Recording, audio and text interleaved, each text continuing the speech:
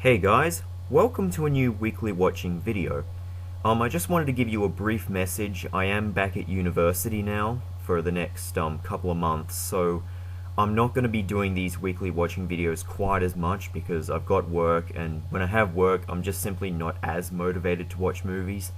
I'm not quitting, it's just I've really had to slow down. So yeah.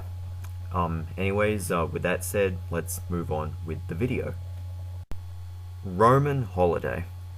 I did have more to say here, but I left writing this a little bit late, so my mind isn't quite as fresh as it should be, but I will discuss it nonetheless. It's a great movie. I thought Gregory Peck delivered a great performance, and he also had fantastic chemistry with Audrey Hepburn, who also did a great job. As a story about the pressures of royalty, it did really make me think twice about desiring a royal lifestyle, which I thought was a pretty unique quality. Another cool factor of this film is the atmosphere of Rome. I thought they did a very good job at bringing Italian culture to life without deviating too far into foreign territory. And of course, being that it's a 1950s film, you get a pretty good look at the post-war side of Italy pretty well too.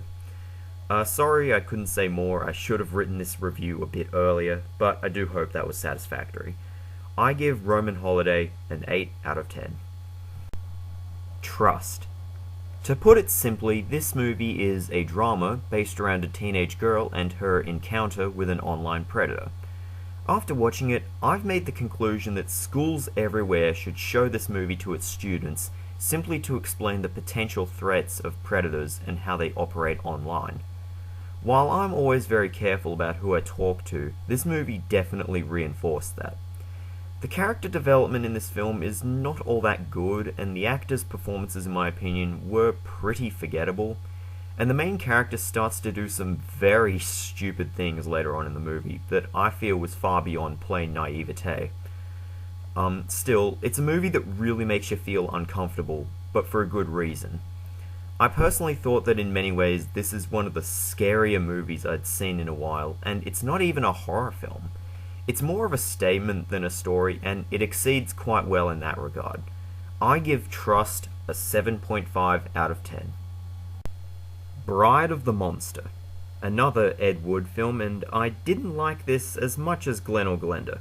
Although it means so little, it is a more well-made film, and when we're talking Ed Wood, better means worse, I guess. It doesn't have quite as much entertainment value from its goofs, and Bela Lugosi's performance is actually kind of okay here, but the other actors are pretty poor. I think the most entertaining sides of this one are the laughably bad use of the stock footage and how it doesn't match with anything on screen, and of course the octopus.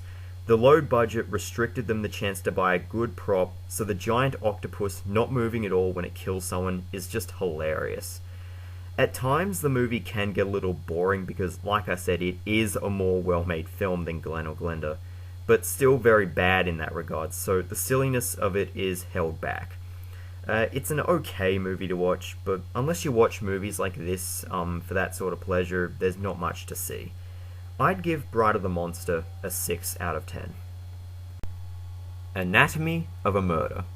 Not too much to say about this, but I will say that it was really enjoyable to watch and was a very well made movie. James Stewart delivered an excellent performance as the lawyer, Paul Beagler. He's very commanding in his role, and I may say that it's among some of his best performances. The rest of the cast all do a fairly good job too, but Stewart really does have this movie in the palm of his hand. The movie starts off somewhat slowly while it provides backstory, but as soon as the court case begins, it really begins to get riveting, making you anticipate how the case is going to turn out. What's also pretty notable is that despite the serious tone and subject matter, the movie does get a bit humorous at times, which I thought was a nice little aspect.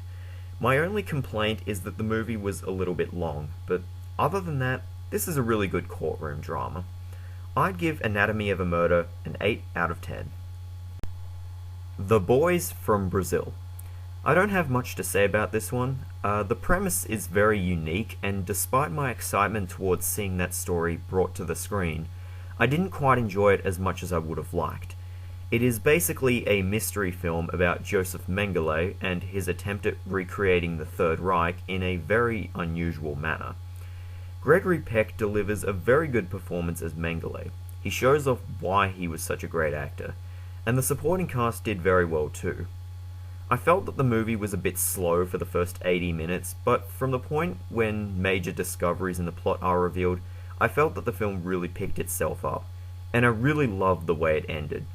I don't recommend this film very highly, but it is a good watch, so check it out. I give The Boys from Brazil a 7 out of 10. Diamonds Are Forever.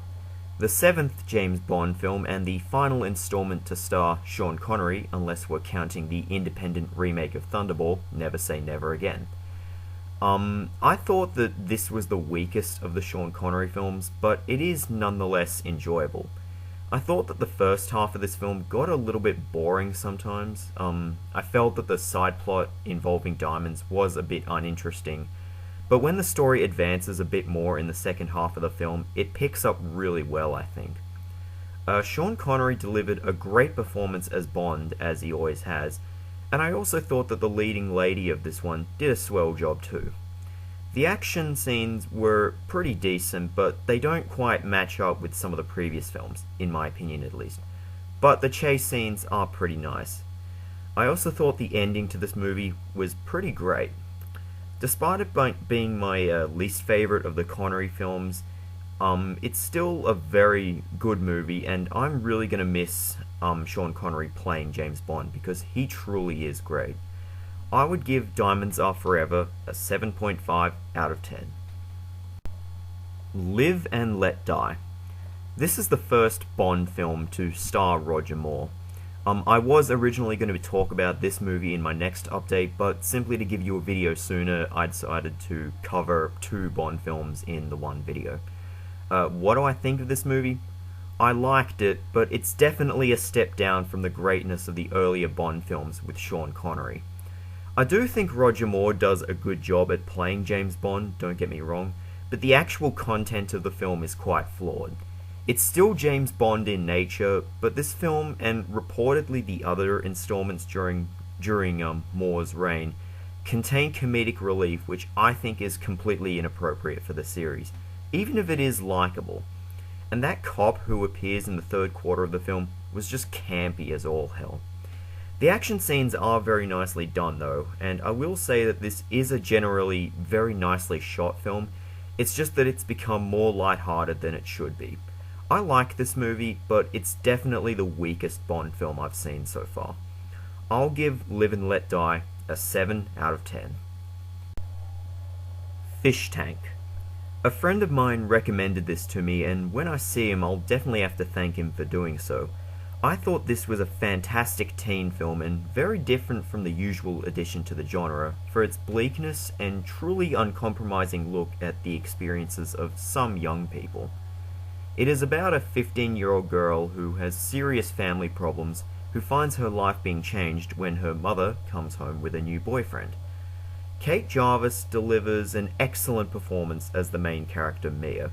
You become quite attached to her throughout the movie and sympathize with her through all her problems, and Michael Fassbender was also very good as the mother's boyfriend, Connor.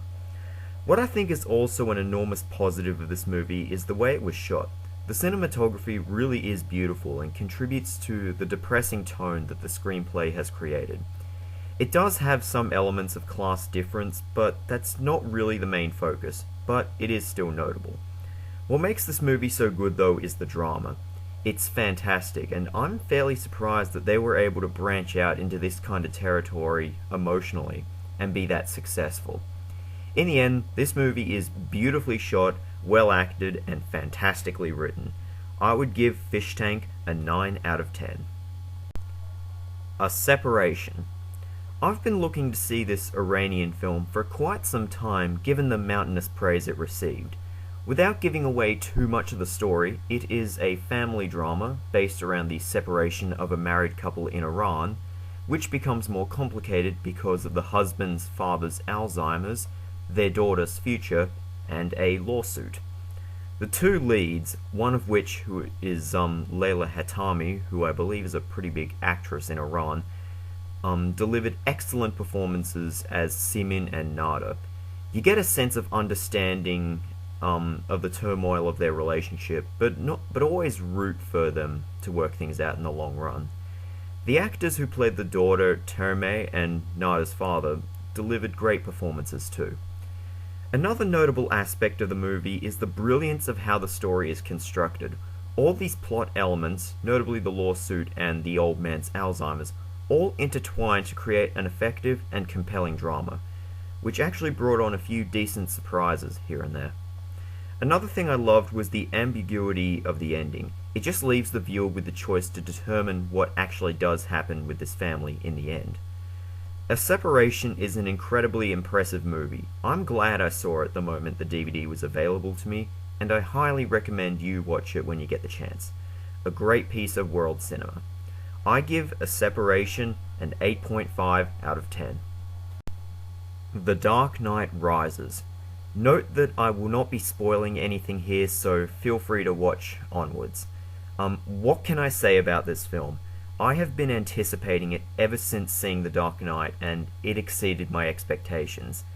This film is an action/drama masterpiece, and is on equal grounds with the previous film, in my opinion. I'd love to give an in-depth review here, but I'll have to limit it for the sake of those who may not have seen it, and the fact that this is a weekly watching video. Christian Bale, Gary Oldman, Michael Caine, etc. return and deliver fantastic performances as you'd expect. But I also love all the new members of the cast, which included Joseph Gordon-Levitt and Anne Hathaway and some others, who I thought did really well. But I think who you really got to talk about is Bane, who's played by Tom Hardy. He was an outstanding villain, and I feel he was just as good as Heath Ledger as the Joker. The action scenes are absolutely incredible, to say the least. Often in action movies, I can get bored in these kinds of scenes because they draw away from the story slightly, but the scenes that Nolan has created for this film are fantastic and really just held me. While the conflict between the main characters is compelling, it's also important to take note of the theme of good versus evil that can be seen between criminals and Gotham's citizens. I believe it gives this film the ability to transcend beyond the standards of a regular superhero film. I could go on and on about why I love this movie so much, but I think I better conclude it here. It's an amazing film and a perfect conclusion to Christopher Nolan's Batman trilogy. Thank you, Nolan, for giving us these amazing films. I give The Dark Knight Rises a 10 out of 10 score, a definite must-own and my favorite film of 2012. Anyways guys, that is my video. I really hope you enjoyed it, and goodbye.